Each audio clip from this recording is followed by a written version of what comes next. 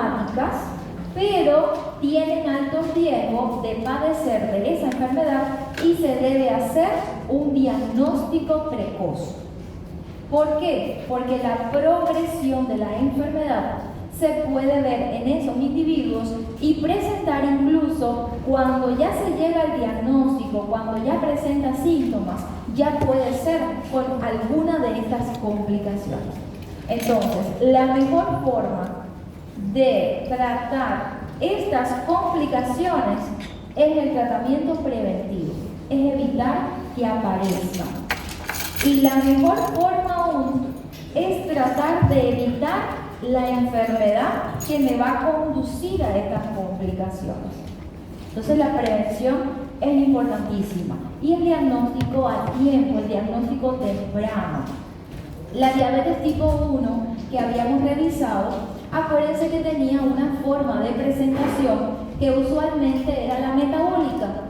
Entonces, como es la llamada anteriormente insulino dependiente, la que era más frecuente en edades más tempranas de la vida, pues resultaba ser que venía con algunas características que se podían, digamos, diferenciar de la diabetes tipo 2. ¿Quién puede recordar cuáles eran esas características?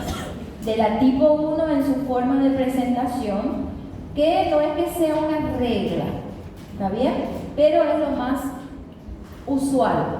¿Cuál sería esa presentación, esas características? ¿Se acuerdan? En cuanto a la edad, el índice de masa corporal, el valor de la glicemia en el momento del diagnóstico.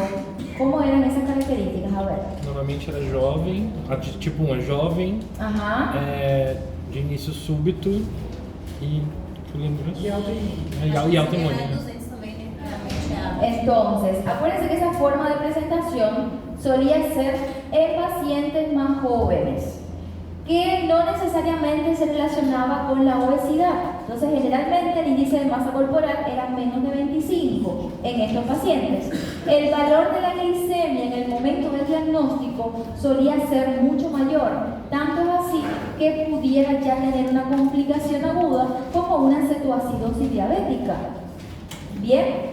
Y en estos pacientes, como era tan exagerado esa forma de presentación, se podía saber exactamente el momento en que realmente ese paciente es diabético. Eso es importantísimo. Diabetes tipo 1, cuando se hace el diagnóstico, y el diagnóstico incluye los mismos criterios, ¿está bien? Que vimos después. Cuando nosotros le hacemos el diagnóstico a un paciente diabético tipo 1, ese es el que va a presentar esos síntomas más característicos que vimos de la síncope. Entonces, esos pacientes, por lo general, sí tienen la pérdida de peso, la poliuria, la polidipsia, la polifagia, todo lo que estuvimos viendo, ¿verdad? Y cuando le hacemos un examen de una glicemia al azar, una glicemia en ayunas, con un solo valor, mayor o igual a 200, acompañado de esas manifestaciones clínicas, nosotros podíamos establecer ya el diagnóstico. Bien, venía con una clínica de hiperglicemias y con ese valor, un solo valor al azar, se podía indicar diagnóstico. Esa es la tipo 1. Y como es insulino dependiente, imagínense que hay varias etapas que vimos.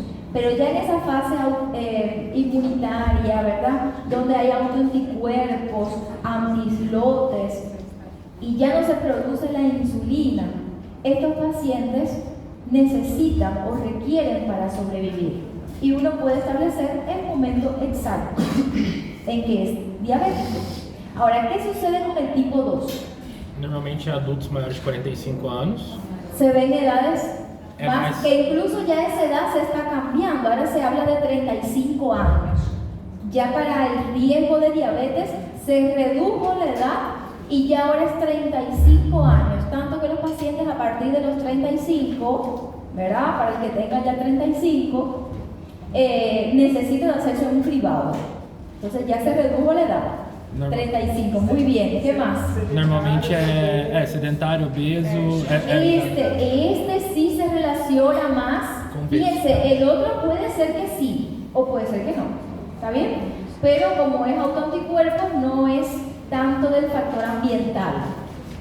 En estos casos sí hay un componente, fíjense, hay un componente hereditario y un componente ambiental, pero el componente ambiental sí tiene que ver más con el estilo de vida. Entonces se ve más en pacientes sedentarios o con una actividad física muy escasa, pocos activos. Pacientes que sí tienen un índice de masa corporal mayor a 25, ese es el que más riesgo tiene. ¿Puede verse en pacientes delgados? Sí, puede ser. Acuérdense que cuando hablamos de estadística estamos hablando de lo más frecuente.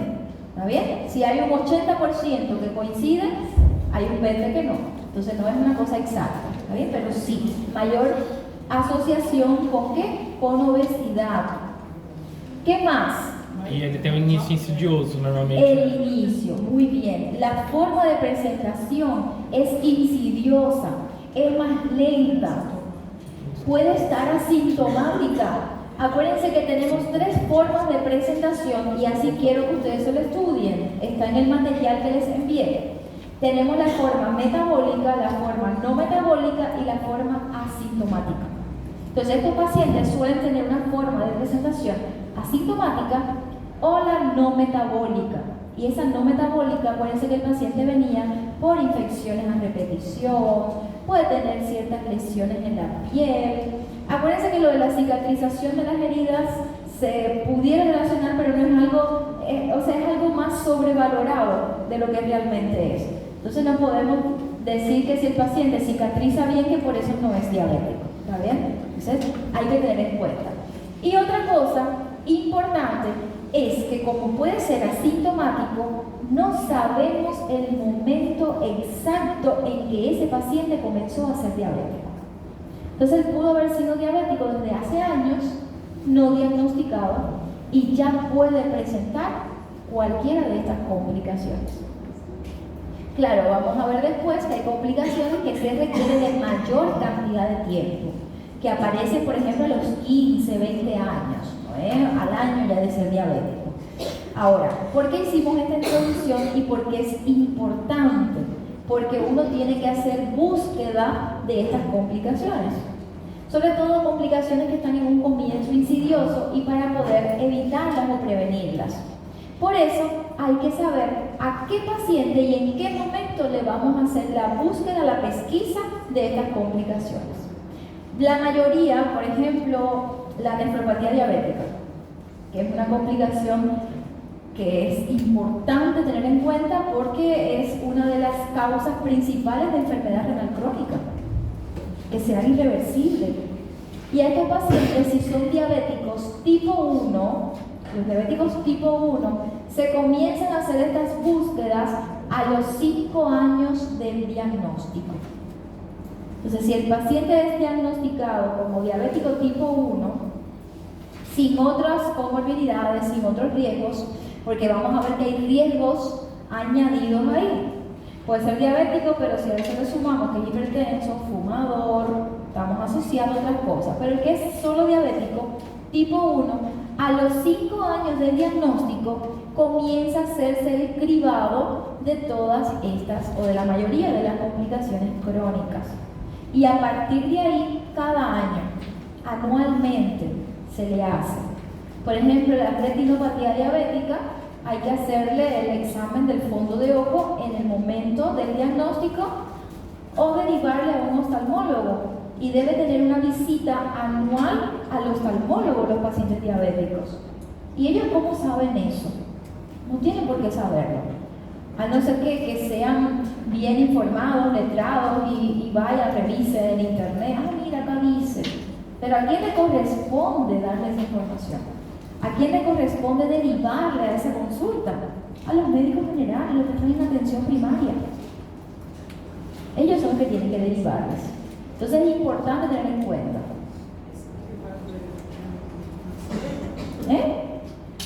Es un rastreo. Cuando hablamos de cribado es lo mismo hacer un rastreo, un tamizaje, una pesquisa. Es en pacientes asintomáticos que yo les voy a hacer cierto examen, o ya sea físico o examen complementario, pero cualquier examen para buscar y diagnosticar a tiempo enfermedades. Ese es el cribado. ¿Está bien? Si el paciente ya tiene síntomas, ya no sería un cribado. Entonces, eso es importante que ustedes sepan en medicina diferenciar. Entonces, doctora, es screening, ¿no? Miren, ustedes se acuerdan cuando nosotros vimos en medicina interna 1 los niveles de prevención que les salía en la prueba. Primaria, secundaria, terciaria, cuaternaria, había más niveles. Pero el primario y el secundario, sobre todo, habían diferentes características. Ahora, el nivel secundario, la enfermedad podía existir, pero en sus inicios. Podía existir, estaba en la parte presintomática, no tenía síntomas ese paciente. Podía tener la enfermedad, pero no sabía por qué no tenía síntomas. ¿Y qué es lo que había que hacer entonces? Un diagnóstico precoz. Son por ejemplo, la atención prenatal, desde el piecito, del ojito, el examen de Papa Nicolau, el toque rectal. Fíjense, el paciente no tiene síntomas. Vamos a suponer que viene un hombre de 48 años de edad y nunca se hizo un cribado o una PSA, nunca se hizo un examen prostático. Y llegó a la consulta. Cuando llega a la consulta le preguntan la edad y dice, pero tiene tiempo, más de 45 años, ya tiene que hacerse todos los años. ¿Te hizo alguna vez? No hizo. Bueno, ahí ya tú captas a ese paciente y ya sabes que tienes que indicarle por ejemplo la PSA o una ecografía o el toque rectal. Hay que hacer el cribado. Y ese paciente no viene para decir, yo vengo para hacerme mi examen. Entonces, eso es un cribado.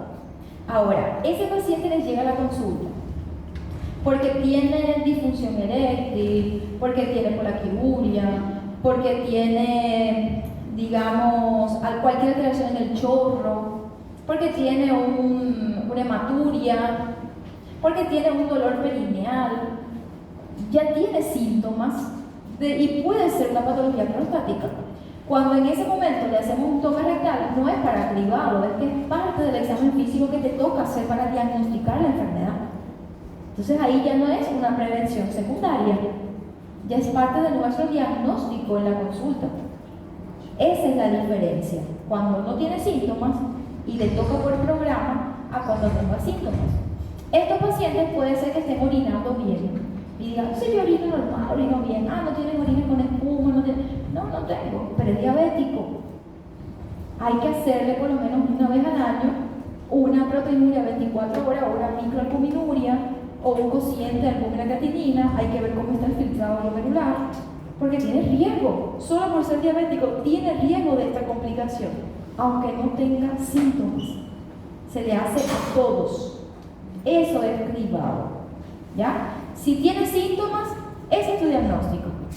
Un paciente que venga con una infección respiratoria y pensamos tiene síntomas de una neumonía, le hacemos una radiografía. Eso es para mi diagnóstico, no es un cribado. ¿Entendieron la diferencia de exámenes complementarios para cribado, para rastreo y cuando se hace porque toca hacerlo? A los pacientes que dijimos, pacientes mayores de 35 años, pacientes con un índice de masa corporal de más de 25, que sea sedentario, que tenga antecedentes de primer orden, que haya tenido diabetes gestacional, que tenga ovario poliquístico, no tiene síntomas de diabetes, está sintomático, pero a esas personas hay que hacerle una glucosa en ayunas, por ejemplo, una glicemia en ayunas, como cribado. Pero si ese paciente ahora llega diciendo que está perdiendo peso, o que tiene lesiones en la piel, o que está cansado, que se siente más agotado, que está orinando mucho, que tiene mucha sed, ya tiene síntomas. Entonces ahí, cuando indicamos el examen, es para diagnóstico, no es cribado. Esa es la diferencia. ¿Lograron entender ahora mejor cuando hablamos de tamizaje? Bueno, en este caso, es un paciente que ya tiene la enfermedad que le va a dar estas complicaciones, hay que hacer tamizaje. Entonces, diabéticos tipo 1 a los 5 años del diagnóstico y a partir de ahí cada año. Vamos a suponer que a los 5 años de edad normal, está todo bien. Bueno, al año vamos a hacer otra vez. Entonces, en las consultas anuales se le hace. ¿Tiene síntomas antes? Ah, bueno, se le hace antes, pero para diagnosticar. Como cribado anual. Paciente diabético tipo 2. El tipo 2. ¿Qué sucede con el tipo 2? No sabemos cuándo comenzó a ser diabético. Por lo tanto, no podemos esperar 5 años, porque ¿qué tal si llevaba 5 años ya siendo diabético? Y sabemos que a partir de los 5 años ya pueden comenzar lesiones de órganos diana. Entonces, en esos casos, hay que hacerlo desde el comienzo, desde el diagnóstico y cada año a partir del diagnóstico. No podemos demorarnos ese tiempo. Esa es la diferencia y por qué se hace cribado, las diferencias en el tiempo en el tipo 1 y en el tipo 2. Ahora, ¿cuáles serían esas complicaciones? Esas complicaciones son las famosas, las llamadas micro y macroangiopatía diabética. Fíjense que en pacientes hipertensos también se puede ver y estos riesgos o los tiempos se pueden alterar si es que el paciente además es hipertenso o es fumador. El tabaquismo me empeora todas estas complicaciones. Solo por fumar, sin ser diabético ya tiene un riesgo. Imagínense diabético y fumador. Entonces el hábito de fumar hay que tratar de que esos pacientes tengan una deshabituación completa. Miren, la retinopatía, nefropatía y neuropatía, todas las patías. La retinopatía diabética, estuve realmente conversando con un oftalmólogo acá de Verguán, que él atiende a casi la mayoría de los pacientes diabéticos y dice que realmente no es tan frecuente como se espera, que muchas veces es difícil saber realmente si es una retinopatía diabética lo que tiene, o es por la hipertensiva o es de forma senil. ¿Está bien? Porque hay la retinopatía, no, lesiones oculares. ¿Está bien? Vamos a ver después que hay otras lesiones oculares en los diabéticos que no es solo la lesión de la retina. Por ejemplo, cataratas, glaucoma, son más frecuentes en pacientes diabéticos.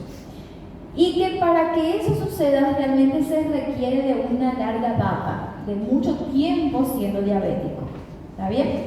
Entonces, hay que tener en cuenta, es importantísimo, porque la retinopatía, con el examen del fondo de ojo, nos ayuda a establecer otras lesiones de órgano diana, pero además el control de esos pacientes se puede evaluar, porque para que se produzcan estas lesiones tiene que ser una larga evolución y un mal control. Ahora, una diferencia que hay entre la hipertensiva y la diabética es que no depende 100% del control que llevó esos pacientes y sí el tiempo de evolución. Por ejemplo, un paciente diabético después de 15 años de diabetes ya puede tener estas lesiones, independientemente del control metabólico que llevó. O sea, se controló, tenía una hemoglobina glicada a menos de 8, no estaba tan mal. Igual por 15 años de diabético ya puede tener lesiones. Ahora, el hipertenso se relaciona más con el control de las cifras funcionales. Un paciente puede tener 5 años si es hipertenso, pero descompensado completamente puede tener lesiones. Pero si se mantiene estable sus cifras en metas, entonces no importa el tiempo. Entonces esto es una desventaja realmente de la diabetes, ¿está bien? La larga evolución. ¿Quiénes tienen más riesgo de más larga evolución? Los diabéticos tipo 1, porque comienzan desde una edad más temprana. Y con las medidas que existen, con todo lo que vimos de todo esto de los dispositivos, los avances tecnológicos, la tecnología en diabetes, cada vez estos pacientes tienen una esperanza de vida mayor. Un paciente diabético tipo 1, que empezaba en la niñez, muchas veces en la adolescencia, en la etapa de la juventud, fallecía por una complicación, antiguamente. Y ahora estos pacientes tienen una esperanza de vida más larga. Y eso es un factor también, es importante por supuesto, pero es lo que hace que estos diabéticos tipo 1 tengan más frecuencia estas lesiones. ¿Está bien? Tienen más tiempo de duración. La nefropatía, importantísima, y la neuropatía, esto es importante porque esta neuropatía asociada con otros trastornos que pueden tener es el llamado pie diabético después del paciente, son estas lesiones y pueden ser causas de amputación de miembro, de minusvalía, disminución de la calidad de vida de esos pacientes. Bien, entonces hay que tener en cuenta. Tenemos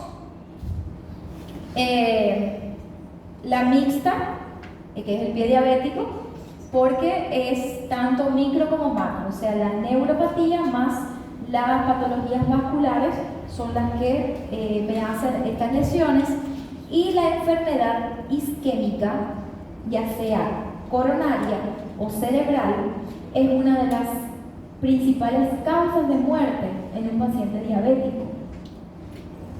Acuérdense que vimos en la fisiopatología cómo estos pacientes duplicaban el riesgo cardiovascular y tenían una predilección. ¿Por qué? Por las dislipidemias y la formación de la placa de ateroma, que en estos pacientes es más acelerada esta placa de ateroma.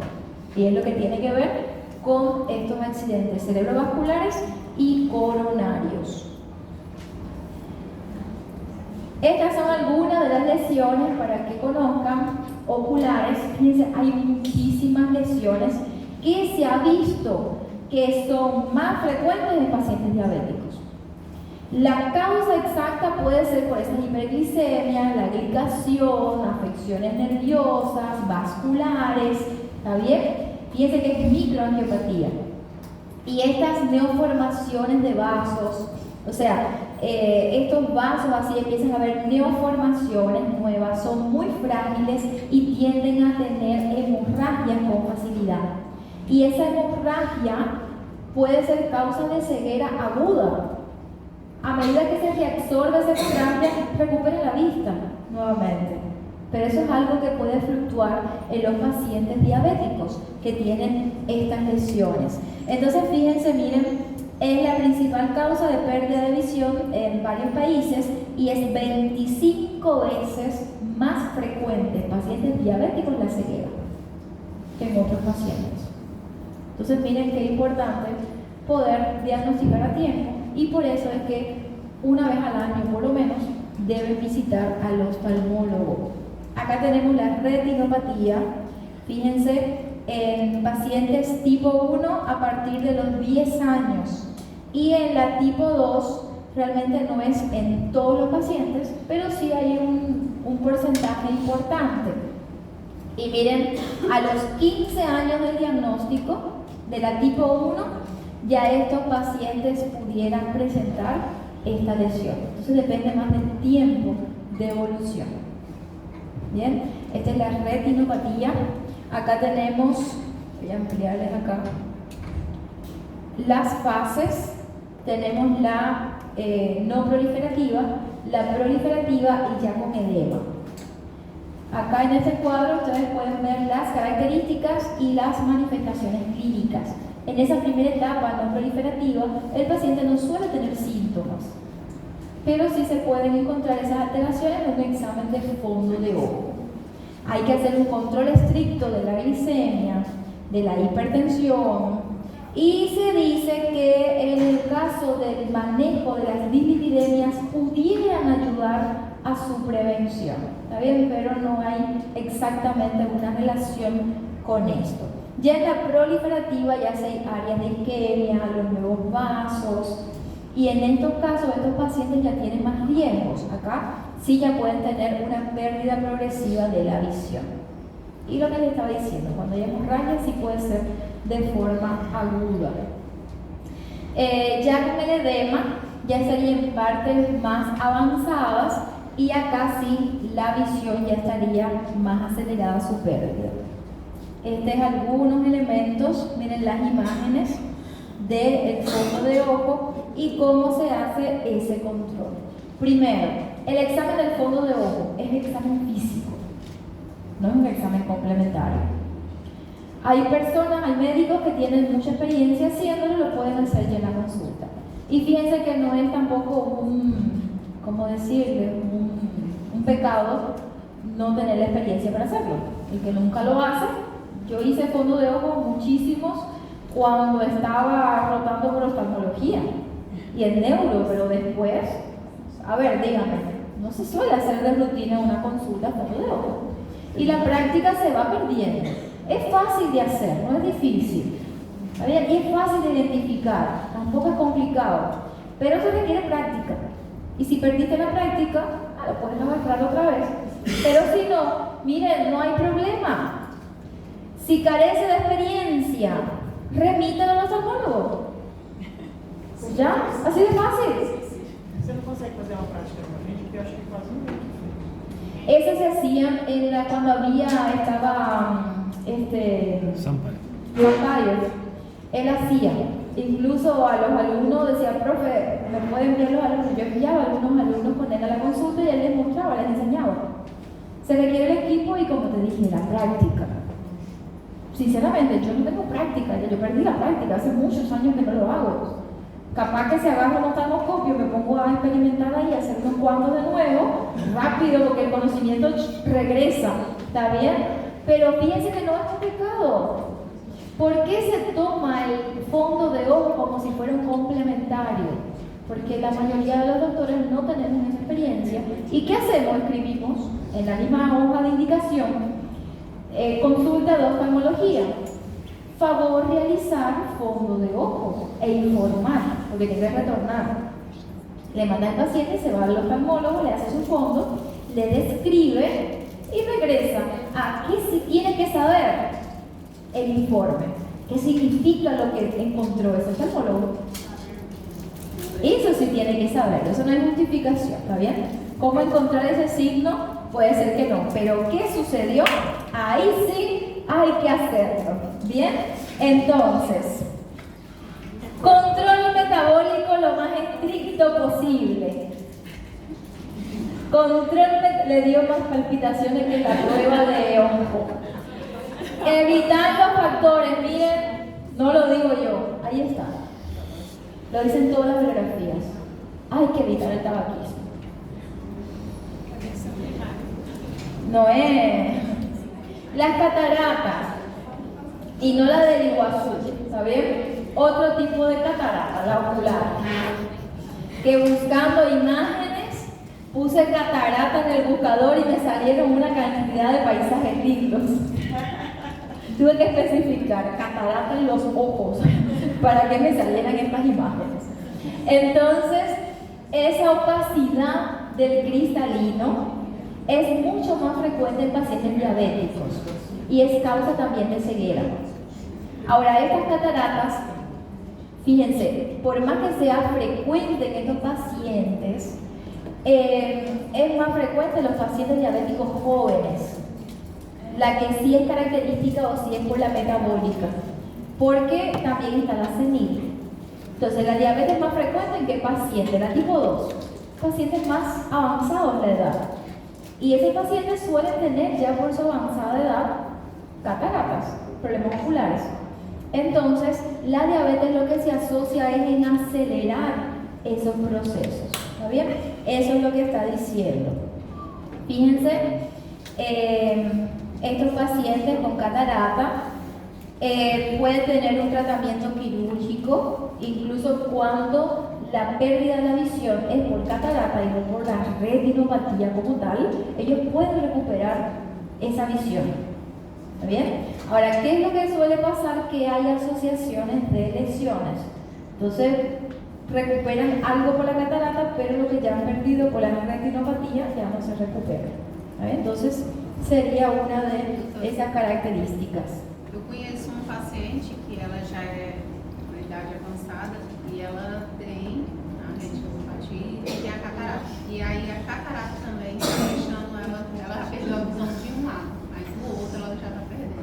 Aí nunca faz cirurgia porque a diabetes dela é descompensada toda vez que vai fazer risco cirúrgico, o cardiológico. Por eso es que dentro de las medidas requiere un control estricto de la glicemia, sí o sí. Y eso se suele hacer primero la cirugía de un ojo, después del otro, si es que es doble, bilateral. Ahora, si es la pérdida de la visión por la catarata, se puede recuperar. Se puede recuperar. Ahora, hay que ver en qué estado realmente está su agudeza visual y su visión por la retinopatía, cuando están asociados a ambos. Mesmo que não sendo uma cirurgia invasiva, não passa na avaliação para fazer essa cirurgia? En ese caso, la verdad que ya depende de los que van a hacer la cirugía. Porque não é que se exagera, não. Eso es algo muy rápido, muy rápido. Ahora, cuando está muy descompensada las patologías de base, se trata, por más que sea una cirugía menor, todo, que vaya en las mejores condiciones posibles. Entonces sí se debe llevar por el riesgo, por ejemplo, de infecciones, de otras lesiones. Tem um tio meu também que ele é diabético há muito tempo já, e daí ele, 4 anos atrás, ele teve um AVC, e depois teve a época do Covid, ele chegou a pegar Covid, só que ele conseguiu se recuperar, chegou a ser internado no recuperou, e daí, só que agora ele tá, já por conta do AVC e de tudo isso, ele tá muito debilitado, já em cuidados paliativos, ele tá em internação na própria casa. Por las secuelas.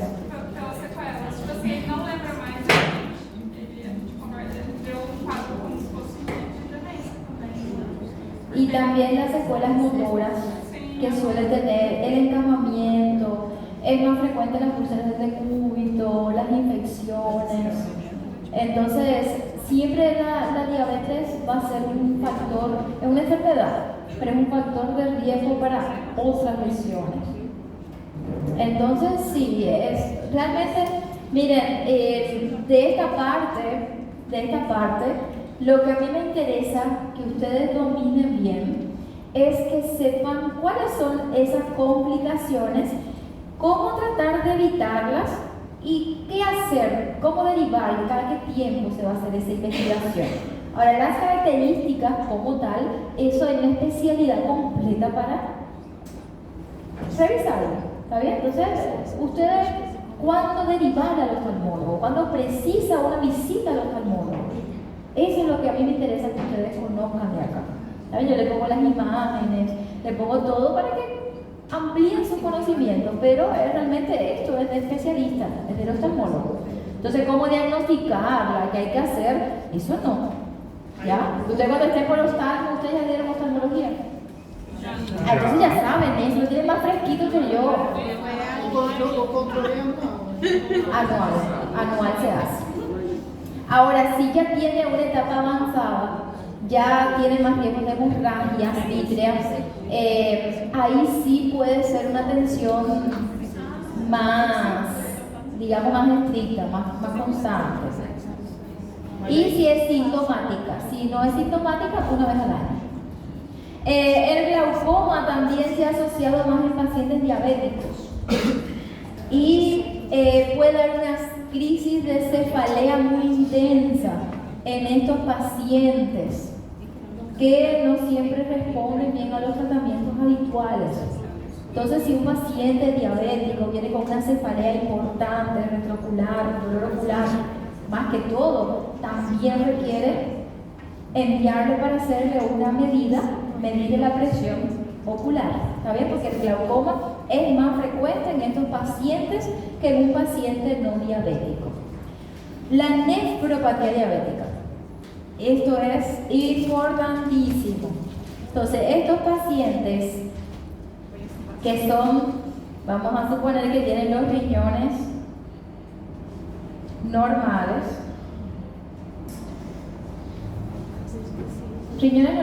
una persona no diabética, una persona sana.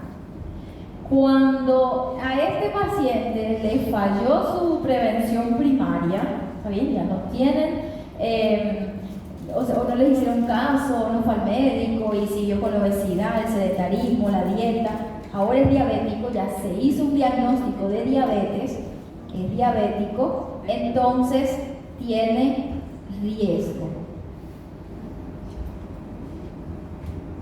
Ahora ya es un paciente de riesgo. Y cuando hablamos de riesgo me refiero a los riñones. Los riñones están en riesgo. Entonces, este paciente requiere ¿de qué? De un cribado también, porque ahora ya es diabético. ¿Cómo vamos a hacer eso?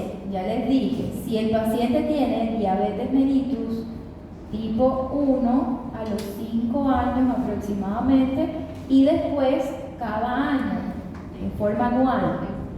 Si es diabético tipo 2, entonces desde el diagnóstico y cada año se le hace un cribado.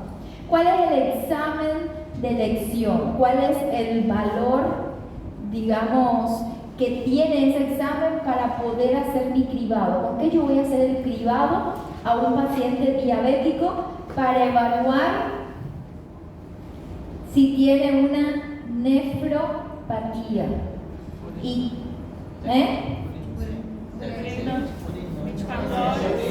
la microalbuminuria, el examen de microalbuminuria.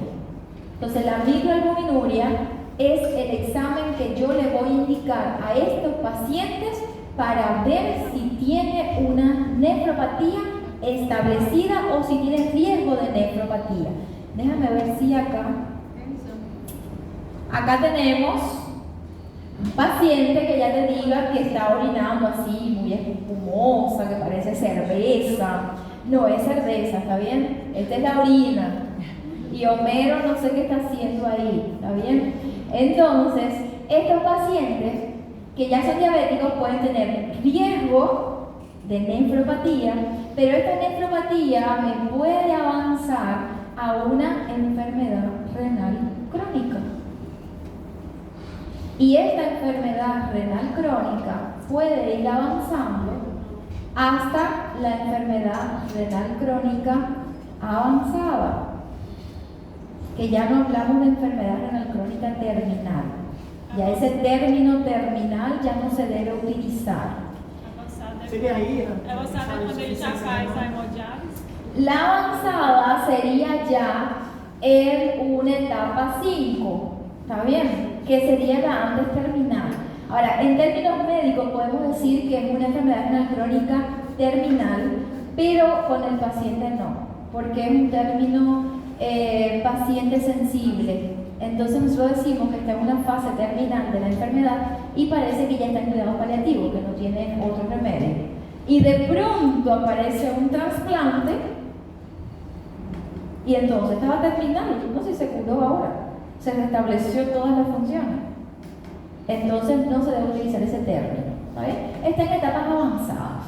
Y eso depende ya de la tasa de filtrado glomerular. Todo lo que ustedes ya vieron en enfermedad renal crónica en medicina en la 1. No, esto ya son términos crónicos. Ahora, si este paciente que ya tiene un riesgo me consume un nefrotóxico, algún fármaco importante que me pierda la función renal de forma brusca, aguda, pudiera ser. ¿Qué es lo más frecuente que pudiera ser? Que ya no sería por ello. Fíjense que estos son complicaciones crónicas, no agudas.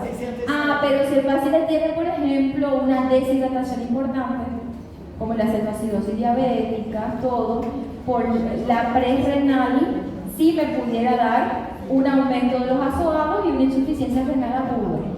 Está bien, como una complicación aguda por la deshidratación que puede tener. Está bien, pero ahí sería de causa prerrenal, ya no vendría siendo por la nefropatía diabética. La nefropatía es crónica. ¿Está bien? Entonces, sí, un diabético puede tener una aguda, pero no va a ser por ello. Esto es crónico. Na avançada ou antes já usa diálise? En la avanzada, acuérdense que vamos a hacer un retorno a medicina interna 1 de enfermedades renales. ¿Cómo se diagnostica una enfermedad renal crónica? ¿Cómo se diagnostica? ¿Qué sería la enfermedad renal crónica? Una lesión estructural y o funcional de los riñones por más de 3 meses, no es una sola vez, ¿verdad? Que se mantenga persistente por más de 3 meses y establecida por diferentes criterios. ¿Qué criterio sería? 1, que la tasa de filtrado glomerular esté por debajo de 60 ml por... ¿cómo era? Me olvidé. Decilitro, ¿no? No. Se me fue, espérense. ml por 1 por hora por 1.73 metros cuadrados. Esa es la, búsquenme ahí bien, la unidad de medida de la tasa de filtrado, ¿está bien? Entonces, este sería una forma de evidenciar la tasa de filtrado glomerular en este paciente diabético. Pero antes de llegar acá, miren, vamos a diagnosticar acá, ¿está bien? Estamos haciendo un salto, porque esta es la tercera causa más frecuente. Bien, este paciente ahora vamos a suponer que ya tiene una nefropatía. Y acá acuérdense la microalbuminuria. Entonces, esto es mi cribado. ¿A quién se lo hago? A estos pacientes. Y esto tiene ciertos parámetros, ciertos valores. Voy a poner acá para que ustedes vean mejor. Acá está, miren. Las tasas de filtrado. No es por hora, es por minuto, perdón. Minuto. Arreglen eso ahí. Ahí fue donde me quedé en blanco y no me salía. Bueno, por minuto, arreglaron. Sería ml por minuto por 1.73 metros cuadrados por físico corporal. Bien. ¿Qué sucede con estos pacientes? Nosotros le vamos a hacer a los diabéticos cada año este examen. Y ahí vienen diferentes parámetros de cuánto está la albúmina, ¿verdad? Que es la proteína que nosotros vamos a medir en la orina. Ese término de microalbuminuria, esas cosas, hay algunas bibliografías que dicen ya no las usan, pero otros y las guías suelen mencionarlas también, porque no es que la albúmina tenga diferente tamaño. Entonces, macroalbuminuria parece que la albúmina es la que cambia el tamaño. No, realmente se está haciendo efecto de la cantidad. La albúmina es la misma. Está bien, se dice, ya no cambia, no usen esos términos, pero la mayoría de las bibliografías los sigue utilizando. O sea, vamos a seguir usando. No está incorrecto. Entonces, miren, el valor de la albuminuria, ¿cuánto estaría? Acá tenemos diferentes parámetros, o menos de 30, de 30 a 300, o más de 300. Ya con este realmente ya no sería una microalbuminuria, ¿verdad? Ya es importante. Acá ya tenemos la nefropatía diabética establecida. Por eso es importante hacerles el examen, la albuminuria. Menos de 30 tiene riesgo de nefropatía, porque acuérdense que en la orina no deben pasar proteínas. Ahora, ¿qué sucede en los pacientes diabéticos? Que no sé si recuerdan, cuando nosotros estudiamos eso, teníamos diferentes formas de poder filtrar. Estamos hablando del glomérulo. Y la membrana basal glomerular es algo que juega un papel importantísimo en que no se pasen las proteínas. Porque hay algunos aminoácidos que pueden ser filtrados. Acuérdense que están todos los capilares, ¿verdad? Como un ovillo están los glomérulos, la membrana basal. Y por ahí hay una presión y eso hace que se produzca un filtrado, el filtrado glomerular. Ahora, muchos aminoácidos pueden pasar. Electrolitos pasan. La glucosa pasa completa. Toda la glucosa se filtra, pasa al glomérulo. Ahora, toda esa glucosa en un paciente diabético, ¿cómo está? ¿Qué tiene un paciente diabético? Hiperglicemias. Entonces hay un exceso de glucosa. La glucosa se filtra toda y después, de acuerdo a las necesidades, y ahí viene el importante cotransportador sodio-glucosa. ¿Se acuerdan? El cotransportador de sodio-glucosa. que hay un medicamento que es la dapaglifosina o la empaglifosina, que es el inhibidor del cotransportador sodio-glucosa, que es el SGLT2. ¿Qué hace ese transportador? La glucosa que se filtró intercambia, fíjense, un cotransportador sodio-glucosa. Los electrolitos se filtraron también. Y en el túbulo proximal, ese cotransportador lo que hace es que me intercambia el sodio y la glucosa. Entonces, estos pacientes van a tener, ¿qué cosa? La glicemia normal, o sea, el paciente no, cualquier persona, de acuerdo a las necesidades. Eso es lo que hace que no tengamos glucosuria, porque la glucosa se utiliza como fuente de energía. No puede irse a la orina, tiene que reabsorberse. Entonces se debe reabsorber la glucosa, no se debe orinar la glucosa. Entonces, ¿qué sucede a los pacientes diabéticos? Que como están tan hiperglicémicos, se saturan esos cotransportadores y no da tiempo a reabsorber. Y cuando la glicemia ya pasa de ciertos valores, se dice que cuando ya tiene más de 200, ya hay glucosuria. Se saturan esos transportadores, se reabsorbe mucho, pero la boca se tiene que orinar, porque es muy elevada las cifras de glicemia. Entonces, ahí aparece la glucosuria. Hay una glucosuria primaria, que no es en pacientes diabéticos, que es por un trastorno hereditario, donde se orina realmente la glucosa, pero las cifras están normales. Entonces, un paciente que tenga glucosuria y no tenga hiperglicemia, tú dices, este paciente no es diabético. Esto es un trastorno renal tubular, una tubulopatía que tiene. Igual que en el síndrome de Fanconi, que también era otra tubulopatía que había, todo se orinaba. Ahora, en estos casos, el paciente tiene hiperglicemias y tiene glucosuria. Ahora, esa glucosa que está pasando por ese glomérulo me va a producir un daño en ese glomérulo, y es la glicación del glucocálix. Hay un glucocálix que va a tener una glicación, y me va a cambiar ahora la estructura química del glomérulo. Entonces, esa membrana tiene una carga que hace que repele las proteínas. Entonces, la albúmina tiene una carga negativa y el glomérulo tiene una carga negativa. Y esas dos cargas iguales se repelen, y por eso es que la albúmina no pasa por la membrana glomerular.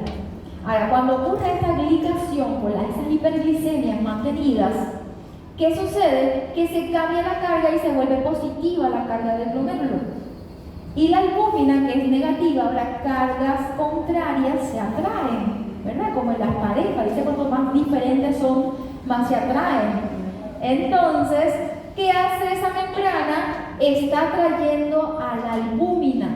Y por eso es que esta proteinuria, cuando vamos a evaluar, es selectiva a la albúmina. Por eso que la que nos interesa a nosotros no es cualquier otra proteína, es buscar la albúmina.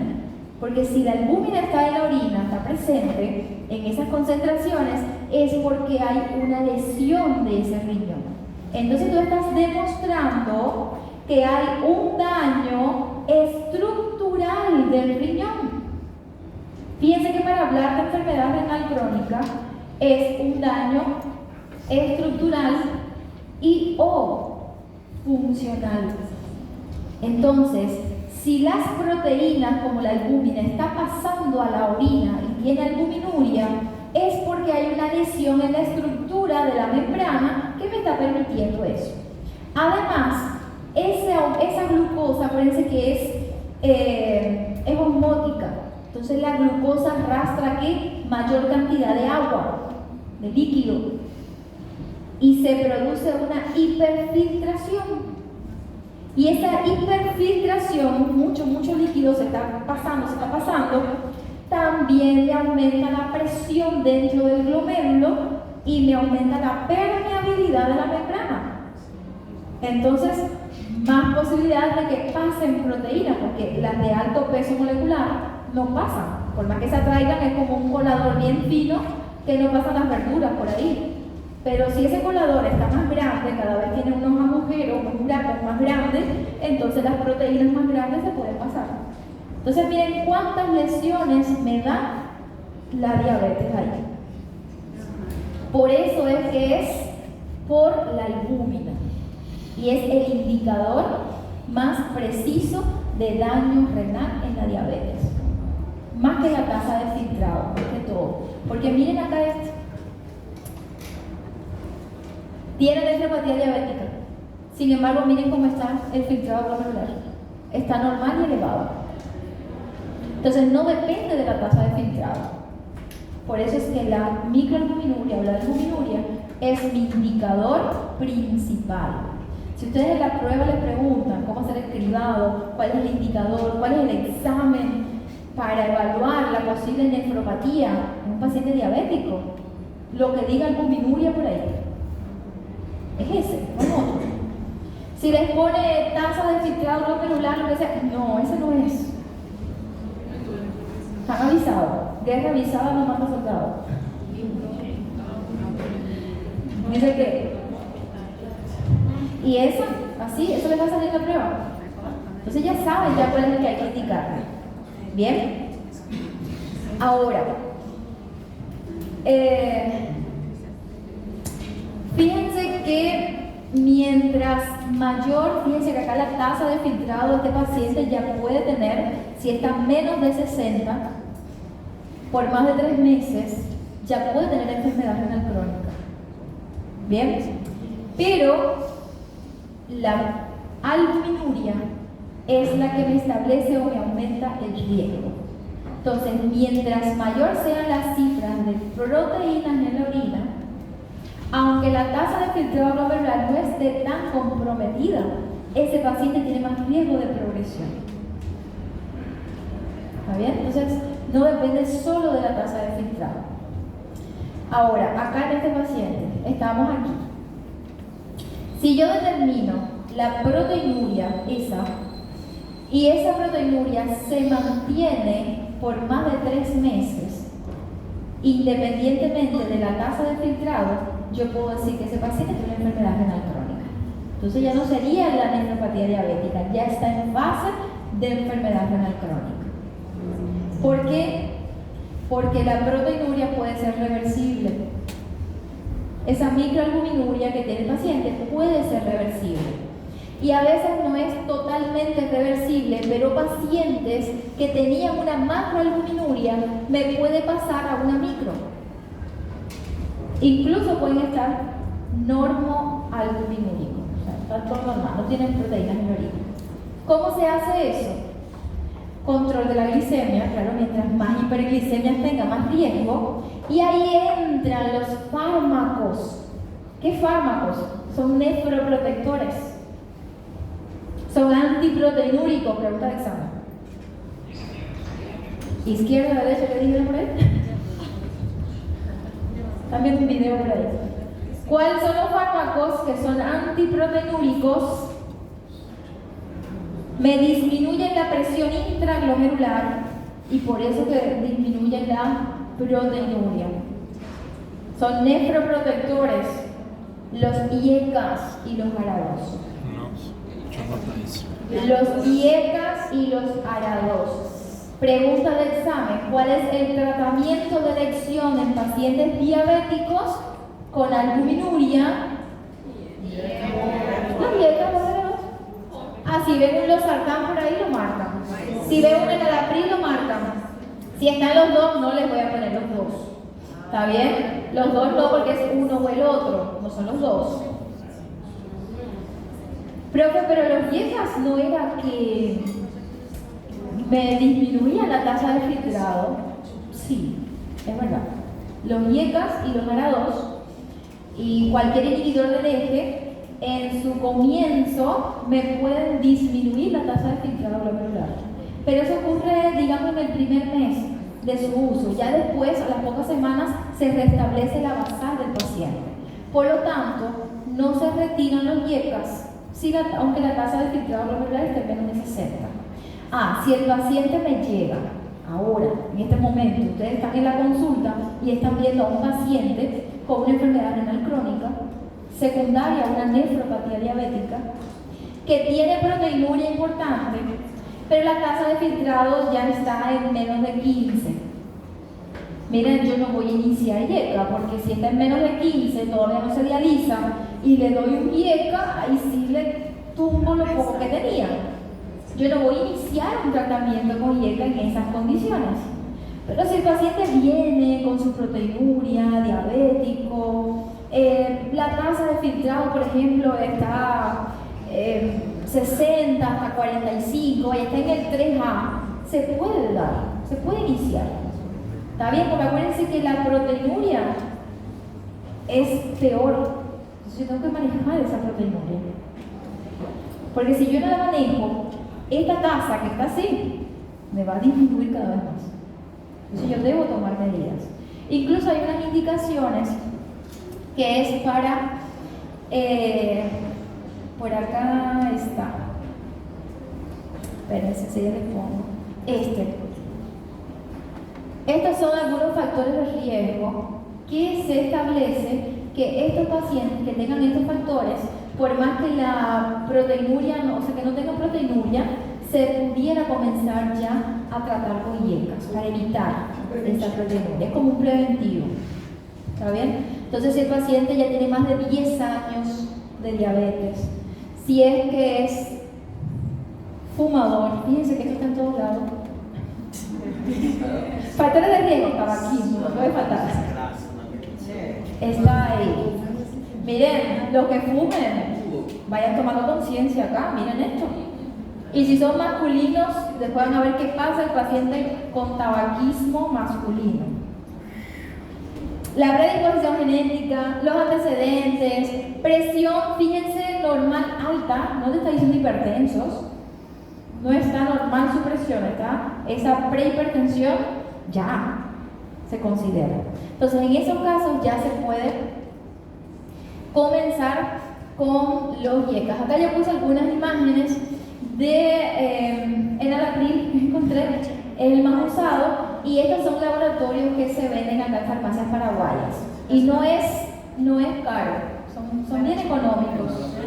El enalapril es bien económico, por eso que es uno de los más utilizados. ¿Está bien? Acá tenemos algunos laboratorios que son los más utilizados para que conozcan el nombre de los que utilizan. Por si el paciente viene y le dice que toma Infraten, por ejemplo, ya sepan cuál es, cuál digamos. Son los más baratos. Ya este de Vago es un poquito, Vago es un laboratorio que es un poco más caro. ¿Está bien? Solo que se ha visto que tiene una calidad mayor. Hay que tener en cuenta las materias primas. A veces se dice, no, eso no tiene nada que ver si es económico, no. Hay laboratorios realmente que son más estables en su miligramo y en su recubierto también, para que no se pierda tanto medicamento. Entonces, sí, depende del laboratorio más o menos, ¿está bien? Entonces, bueno, regreso acá para ver el tratamiento. Fíjense, control de la presión, ahí están los IECAS, los ARA2, inhibidores de la renina, o sea, inhibidores del eje. Acuérdense las contraindicaciones de los IECAS. Paciente con hiperpotasemia, potasio está más de 5, no debes comenzar IECAS. Bueno, esperen que está más de 5,5, ya está más de 5, no comience muy bien. Es muy necesario, pero tiene riesgo de hiperpotasemia, como ocurre acá. Trátale la hiperpotasemia, dale resinas de intercambio, disminúyele, y bueno, y piensa, capaz que sea muy importante darle IECA. ¿Está bien? Acuérdense que es una reacción adversa, pero también es una contraindicación. Hay que tener un cuidado con las proteínas. En etapas más avanzadas hay que hacer una restricción de las proteínas. Pacientes que están en riesgo, fíjense que los pacientes diabéticos no tenían un control así de las proteínas, no había un valor exacto de cuánto tenían que consumir.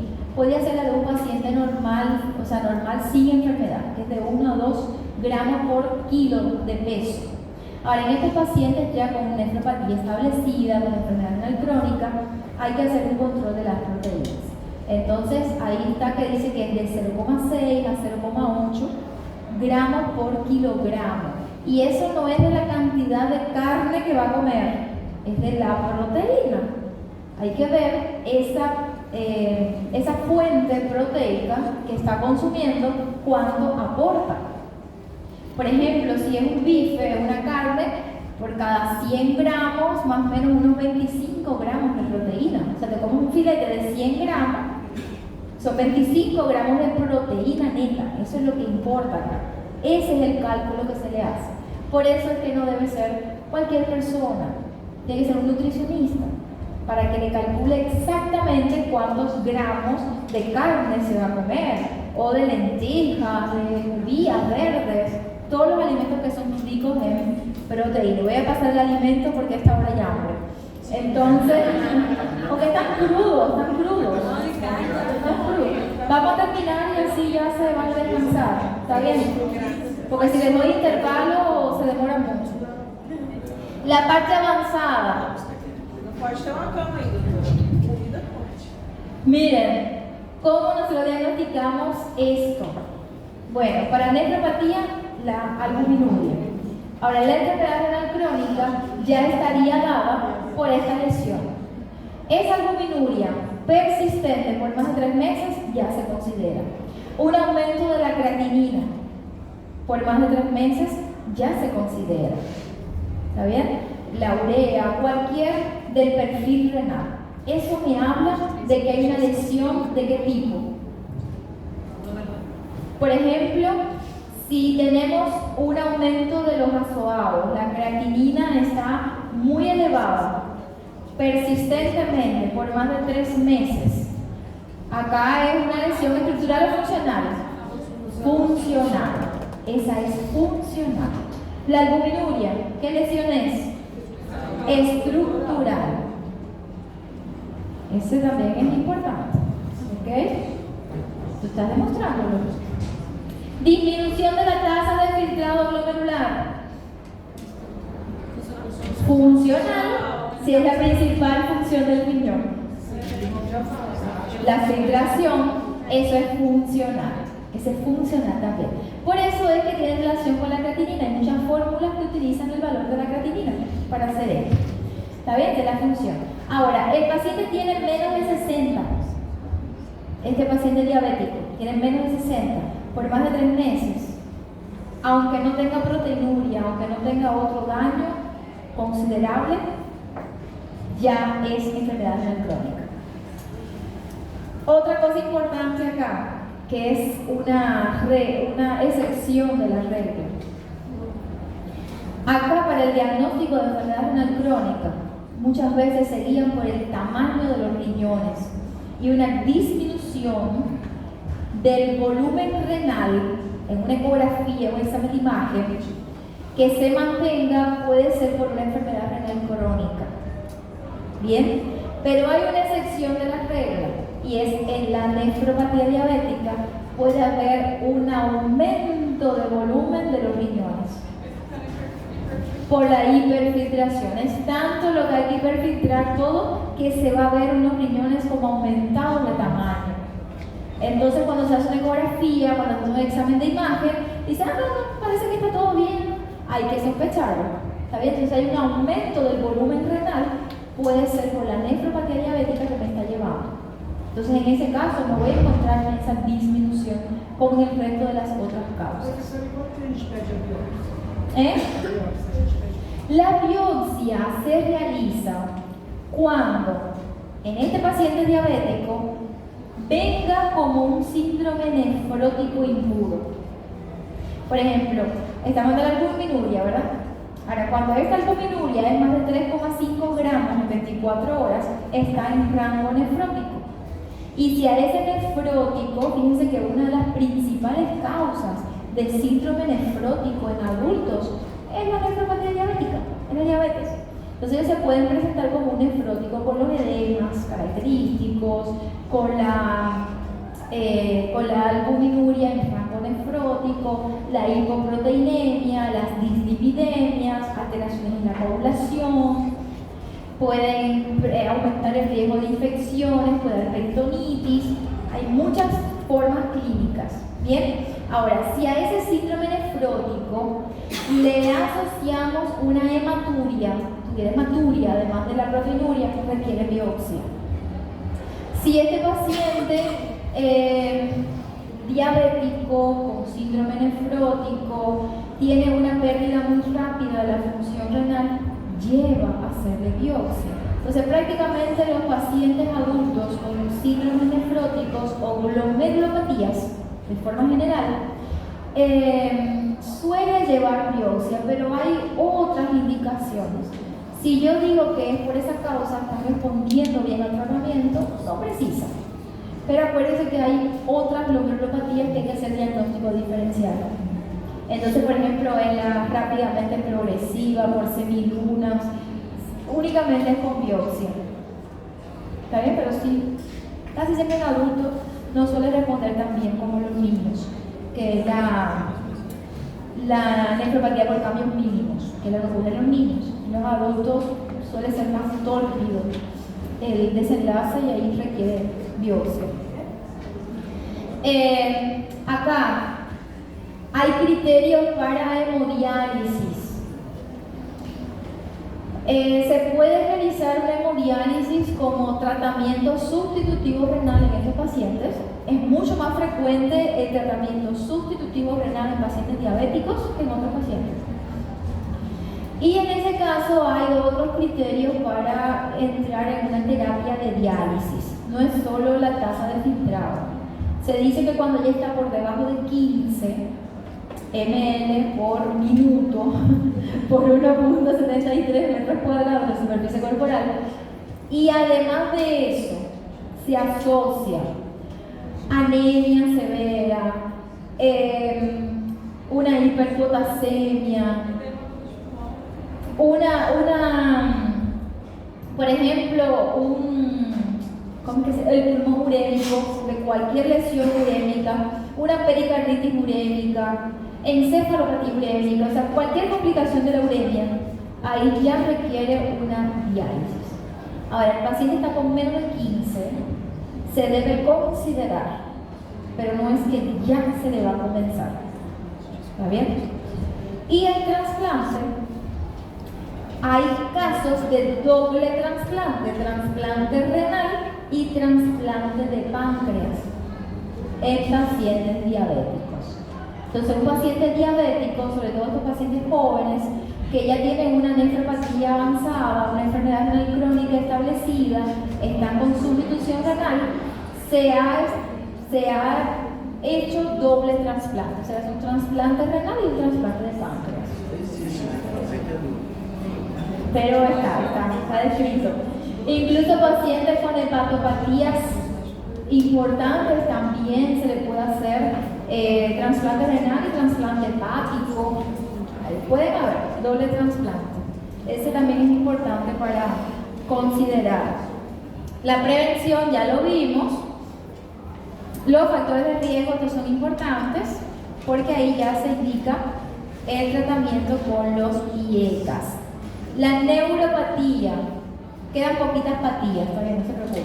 La neuropatía es una polineuropatía, suele ser mixta, porque tiene trastornos tanto motores como sensitivos. Ahora, ¿cómo aparece en estos pacientes? Puede dar dolor. Los pacientes pueden tener hiperestesias, dolor, incluso está más adelante, creo acá, hay casos así que hay pacientes que no toleran ni la ropa de cama, taparse con algo, por el dolor que sienten. Esta polineuropatía es importantísima también de evaluar en la consulta. ¿Qué me llamó?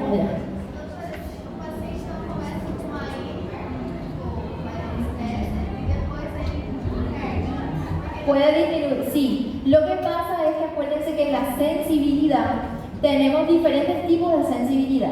Tenemos la sensibilidad superficial y tenemos la profunda. Y en la superficial, que está la térmica, táctil y dolorosa, empieza como una hiperestesia. Entonces es como si esos pacientes todo lo que les roza, les toca, le doliera más. Y tenemos de la profunda la vibratoria, que es la parestesia. Entonces la sensación vibratoria es la primera en afectarse en los pacientes diabéticos. Entonces como ellos no sienten, empieza a tener disminución de la vibración, ellos digamos que tienen esa mancha así muy característica, parece como un estepaje, pero no es estepaje, ¿está bien? Es por la polineuropatía, es bien característico, y los pacientes con enfermedad renal crónica también lo tienen. Entonces ahí se le suma el problema. Ahora en sus inicios empieza con dolor, es el dolor neuropático. Y estos pacientes hay que hacerle el examen. Fíjense, el examen del pie en el diabético es fundamental. Hay que hacerlo. Hay que revisar los pies del diabético. Pero no es revisarle así, como yo les decía, que he visto. Vamos a verle los pies. No es si tiene edema, esas cosas. Hay que sacarle sus zapatos, su media, revisar entre los dedos. Hacer el examen de la sensibilidad, te pincho, te toco. Y si tienen el diapasón, hay que evaluar la parestesia, que es con el diapasón. No tienen un diapasón, miren, por lo menos vibren, no sé, hagan algo, sienten algo, pongan un teléfono, no sé, pero algo hay que hacer. Esa es la evaluación que hay que hacer a estos pacientes. Hay que ver si no tienen lesiones ya. Hay que revisar las uñas. Y entre los dedos hay que abrirle los dedos así, revisarle. No es mirar superficial. Ay, mira el pie, está bien. Y entre los dedos hay que ver todo. Entonces, estas son algunas de esas alteraciones. Esto no. La neuropatía sensitiva. Fíjense, a los 25 años de evolución, el 65% de los pacientes pueden presentar ya. Mas isso quando descompensado, né? Claro, todo esto tiene riesgos, ¿verdad? Uno, el mal control, pero el tiempo de evolución, lo mismo que ya expliqué. En el diabético no solo basta el buen control, es que con los años de evolución, ahí ya puede aumentar el riesgo. Entonces ahí tenemos las pruebas.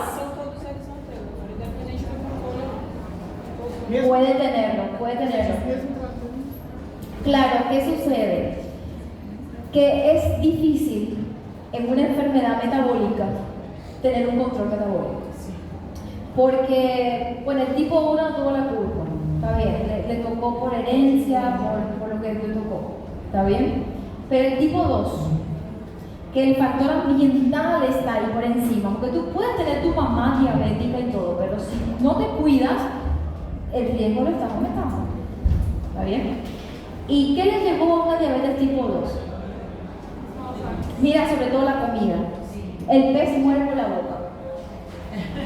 Y tú crees que a una persona que le gusta comer mucho, que le gusta comer dulce, que se va a controlar porque es diabético. No.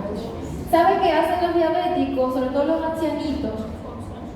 Comen escondidas.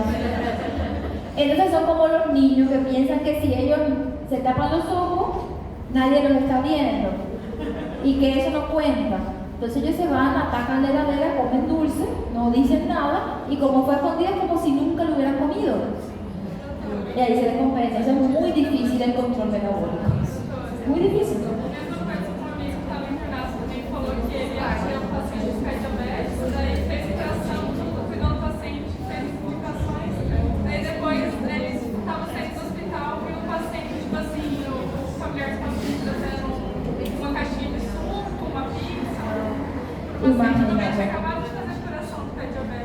¿Se imagina?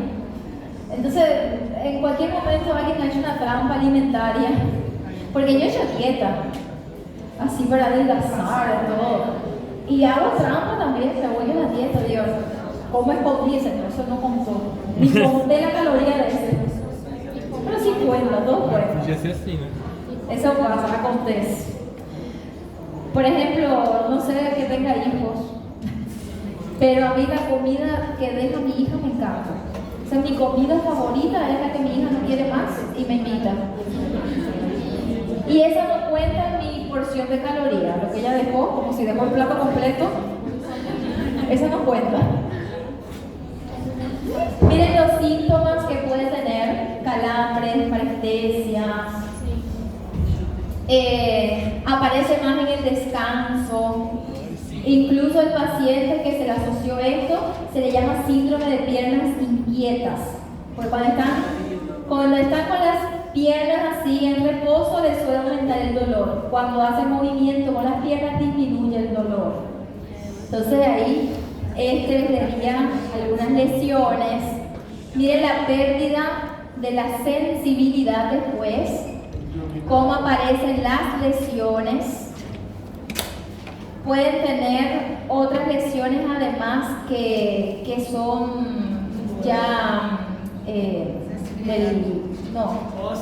óseas, deformidades óseas, deformidades no me salieron. La neuropatía del sistema autónomo no es tan frecuente, pero se ha visto causas de ¿qué? Disfunción eréctil, vejiga neurogénica, alteraciones en la sudoración, en el hábito intestinal y en el vaciamiento gástrico, que suele estar retardado. Y cuando hay hiperglicemias muy crónicas, muy severas, incluso puede dar diarrea. Acuérdense que la glicemia es osmótica, o sea, la glucosa es osmótica, entonces también pueden ser causas de diarrea. Y acá está si se asocia con tabaco. El solo hecho del tabaquismo es una causa importante de disfunción eréctil. Entonces, si no les interesa el riesgo cardiovascular a los fumadores, explíquenle esto a ver si esto les llama la atención y dejan de fumar. ¿Está bien? Porque tú le dices al fumador, te puede dar un infarto, te puede dar pero puede dar eso. Miren, la diaforesis también puede dar, sobre todo en la región del tronco y la cara, esa sudoración profusa que puede dar. Son otras alteraciones. Eyaculación retrógrada, pueden tener más causas de infecciones, dolores de la vejiga. También sería otra de las alteraciones autónomas. Sistema nervioso autónomo. Gastroparesia, parece que la digestión es muy lenta, que el estómago se encuentra con disminución de su vaciado, es como si disminuyera la motilidad del estómago. Y pueden tener náuseas, vómitos, mal sabor en la boca, hipotensión ortostática, mayor riesgo de caídas. Entonces miren cuántas complicaciones, que no son los riñones. ¿Qué pasó, Natalia? Así estamos, a punto de desmayo. ¿Cuál es el tratamiento? Tratar los síntomas. Hay algunos dolores que se pueden utilizar sustancias tópicas para los dolores.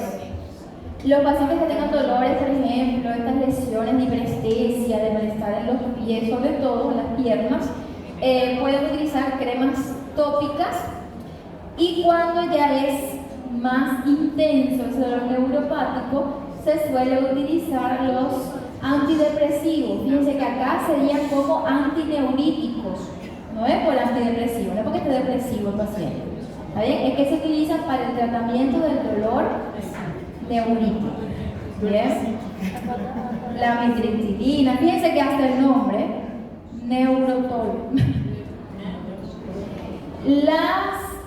Los procinéticos, cuando hay gastroparesia, la metoclopramida hay que tener cuidado, menores de 12 años no se da, y en adultos incluso puede dar síndrome extrapiramidal, de empezar con ataxia ahí los pacientes. Vi un caso de un síndrome extrapiramidal en niños con uso de metoclopramida, estaba con vómitos, le pusieron incluso parenteral, y el niño empezó, parecía que tenía una encefalitis, porque estaba completamente mal, atáxico, todo incoordinado. Entonces no se usa. Incluso en adultos se puede ver. La domperidona es un poco más noble en ese sentido. Se puede utilizar. Estos son algunos medicamentos que se pueden utilizar también cuando hay diarreas, esas diarreas crónicas. Se puede utilizar, y el vendaje elástico para evitar la hipotensión ortostática. Entonces las medias de compresión también puede ayudar bastante en estos pacientes. Esse remédio é usado também para os efeitos colaterais do remédio no tratamento de diabetes tipo 2, né? Se utiliza cuando hay así muchas diarreas. Se puede utilizar. En niños y eso también se suele utilizar. En veterinaria también se suele utilizar mucho en tratamiento antidiarreico. Sí, tiene veterinaria también fórmulas para caninos, para cachorros y gatos. Tratamiento de las diarreas crónicas. Disminuye el vaciamiento gástrico. Sería como lo contrario a la metoclopramida o la domperidol. Se puede utilizar. Estas son algunas cremas que se suelen indicar. Acuérdense que la piel del diabético es más seca, tiene tendencias al sangrado fácil. Entonces hay algunos laboratorios que ya hacen cremas hidratantes, cremas corporales, que son especiales para la piel del diabético. Hay una línea completa de Goicoechea, de Dermagloss, son marcas que pueden estar asociadas ahí para ayudar. Las úlceras, la dermopatía diabética, son esas lesiones que aparecen en la piel, es una de las más frecuentes que pueden tener estos pacientes. Estas lesiones en la piel no son para la prueba, ¿está bien? El viernes vamos a hacer más o menos un repasito para que sepan qué se va a evaluar de ahí. Así que no se asusten por todas las lesiones, es para la vida. Por si ustedes ven a ese paciente, sepan que deben mandarle con el dermatólogo para todo. Miren, la bulosis, miren, parece como unas ampollas grandes. Suelen ser bien grandes, más de 5 centímetros, que son las flictenas. Mas não é infecciosa, né? La xantomatosis, miren, la piel del diabético es algo muy, ¿cómo decirle?, muy sensible, y suele tener muchas lesiones dermatológicas, escleroderma.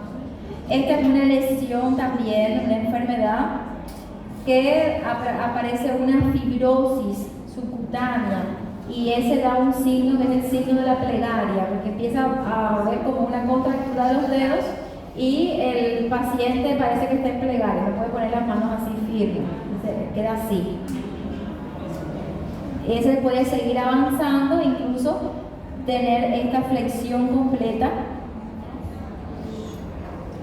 Afecta también los tendones después de esa fibrosis, y tiene que llevar un tratamiento quirúrgico.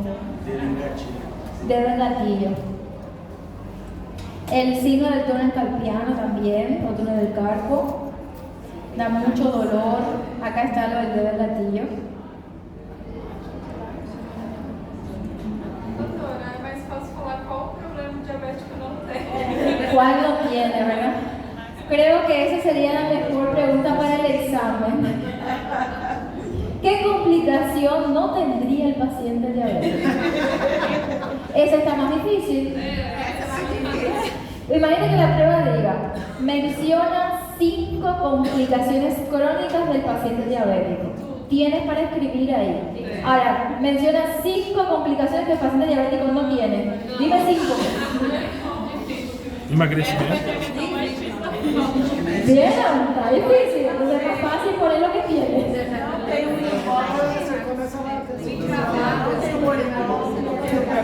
Miren, la macroangiopatía, la aterosclerosis, de hecho no voy a hablar porque es la placa de ateroma que ya hemos hablado todo el tiempo. Los vasos sanguíneos, infartos. Acá puse esta imagen del dolor clásico, pero recuerden, los pacientes diabéticos suelen tener formas de presentación atípica, donde el dolor no es lo más llamativo.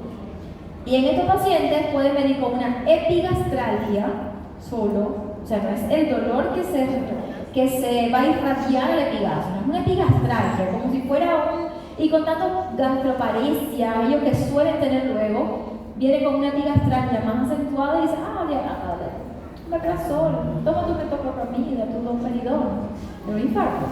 Entonces, el paciente diabético que le llega a la consulta con una epigastralgia que no se conoce la causa, si lleva una semana con epigastralgia, eso no va a ser un infarto, ¿está bien? Pero si apareció de forma aguda, pocas horas, hagan un electro, por lo menos un electro, ¿ya? Porque puede ser. Viene con disnea, viene con náuseas o vómitos, de aparición brusca, puede ser una crisis hiperglicémica, sí. Incluso le hacen su hemoglucotesto y dicen, hiperglicemia, haz un electro también. No se queden solo que esa náusea, ese vómito es por la hiperglicemia, hagan un electro. No tienen para hacer un electro, no tienen el papel, por lo menos un monitorcito de esos hay en las urgencias, pónganle un monitor. Entonces, hagan algo, por lo menos. La claudicación intermitente es un dolor arterial importante. Una paciente va caminando, ahí le da la insuficiencia arterial, da un dolor importante y tiene que detener la marcha. Incluso en estas insuficiencias arteriales, cuando son crónicas, así como en estos pacientes, disminuye ligeramente, ¿verdad?, el dolor cuando dejan la pierna hacia abajo. Entonces los pacientes duermen con un pie hacia abajo de la cama. Se acuestan y el que tenga el dolor lo bajan, lo dejan por fuera de la cama, porque disminuye el dolor. Ya es macroangiopatía, ya son por las arterias periféricas, entonces suele dar esas lesiones.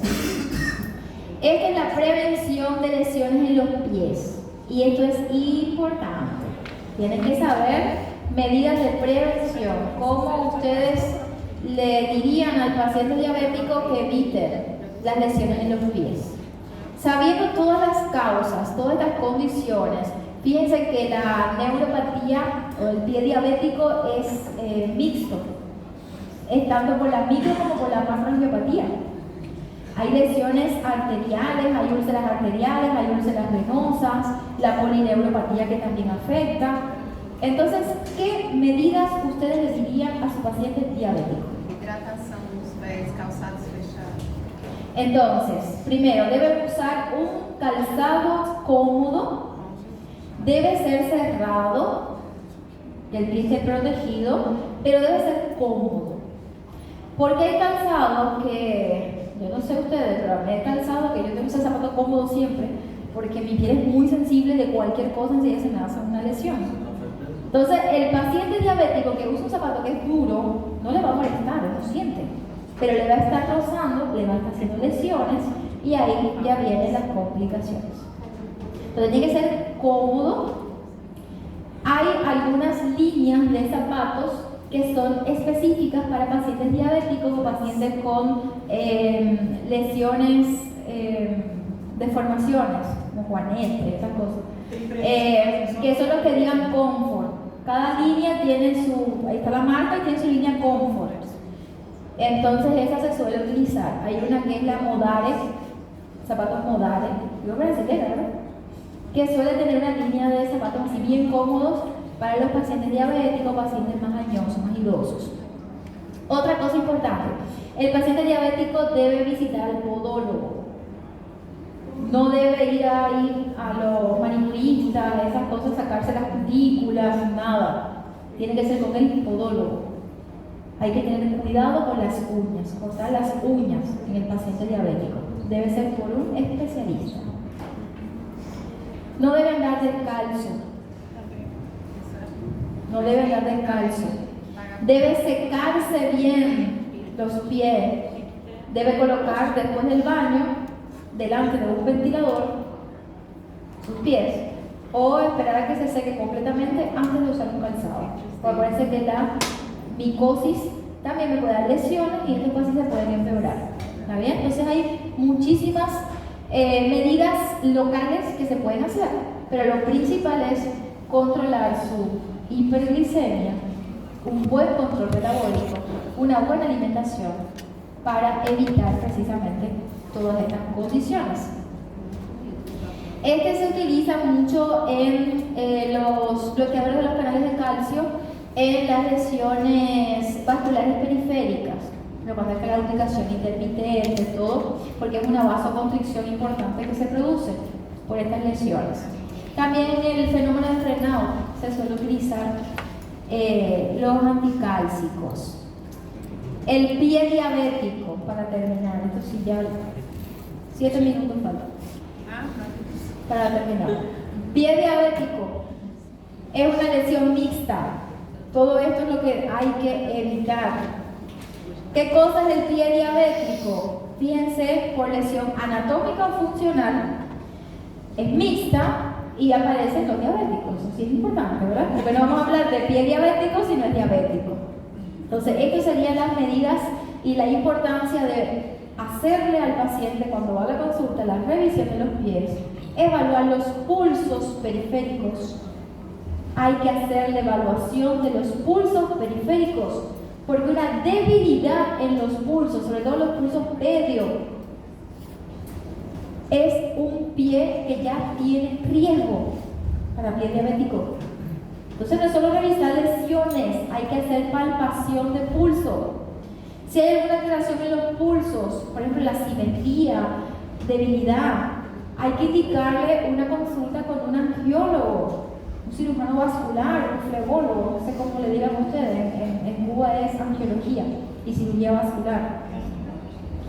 Para un ecodoppler, lleva una ecografía Doppler para evaluar bien la perfusión de esos pies por el riesgo de este. Y además hay que evaluar la presencia de las lesiones, la úlcera, qué nivel tiene, presencia de infección sobreañadida o de gangrena. Entonces hay que evaluar toda esa lesión. Miren, pie diabético, pie diabético, pie diabético, es mixto.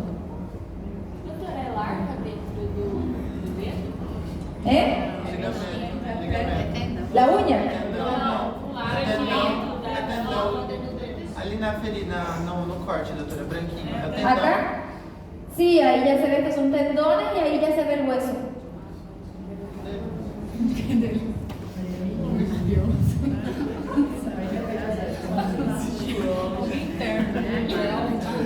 Miren, necrosado. Entonces, miren, cuando llega a este punto, entonces hay que evitar. ¿Y cómo vas a evitar? Identificando el pie de riesgo y las lesiones en su inicio. Ahí viene la explicación y los grados. Los grados del pie diabético. Fíjense, no es la lesión la que se llama, es que el pie del diabético ya tiene todas las características previas, riesgos para esto. Entonces no tiene ninguna lesión de continuidad, o sea, no tiene ninguna escoriación, úlcera, no tiene nada.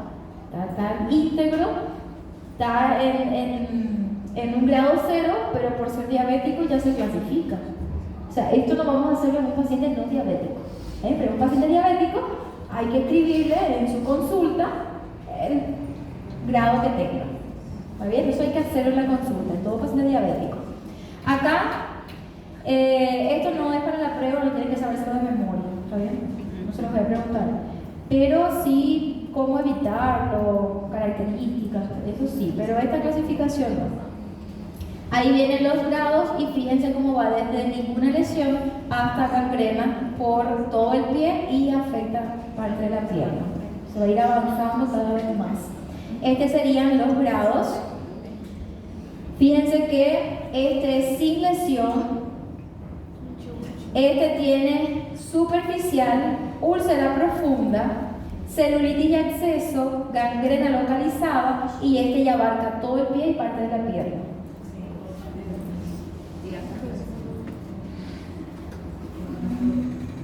El cuadro clínico, miren los exámenes que hay que hacer, la ecografía Doppler, de las extremidades, sería una forma de complementario para ello. La claudicación intermitente, el dolor en reposo, lo que habíamos visto. El examen de los pulsos, importantísimo. Algunos ejercicios, quitar los factores de riesgo. E quando faz a amputação, tem o risco do mesmo jeito na cicatrização, né? Na amputação em si. Acuérdense lo de la cicatrización, que no están así en los diabéticos. Depende de otros factores. Claro, hay que tener más cuidados con la parte del muñón. Características de las úlceras según la localización, eso es solo para que lo tengan, ¿está bien? No es para... Y sí quería mostrárselos. Este es un medicamento cubano, el Everpro. Es un medicamento que gracias a su uso ha evitado muchísimas amputaciones en pacientes diabéticos en Cuba y a nivel mundial, porque está a disposición en todo el mundo. Miren un paciente cómo estaba al inicio del tratamiento y cómo estimuló el tejido de granulación y la cicatrización completa de ese paciente. Acá vienen las características, se hace una infiltración intralesional dentro de la lesión inyectable y ahí vienen algunas de las características. Dice que es efectivo de 3 a 8 semanas, aparece en el 91% de las úlceras diabéticas, tejido de granulación. En el 2011 alcanzó la medalla de oro. Es cubano, se hizo por el Centro de Ingeniería Genética en La Habana y miren, desde que salió, lleva 12 años aproximadamente en el mercado y ha evitado 17.000 amputaciones en pacientes. Fíjense que el riesgo era de 71% de amputaciones. ¿La industria farmacéutica Sí, ese es un medicamento cubano que se creó en Cuba, el Centro de Ingeniería Genética y Biotecnología de Cuba. Igual que la vacuna contra el cáncer de pulmón, también se dice en Cuba. Allá los pacientes de riesgo se les vacuna contra cáncer de pulmón. La melangenina también es un medicamento cubano. También es por el mismo centro. Incluso Cuba también hizo su propia vacuna contra COVID. 2 vacunas hizo contra COVID. Entonces, bueno, esto es algo así para que conozcan, ¿verdad? La forma. Ahora sí, ya terminamos. ¿Preguntas, dudas, estudiar?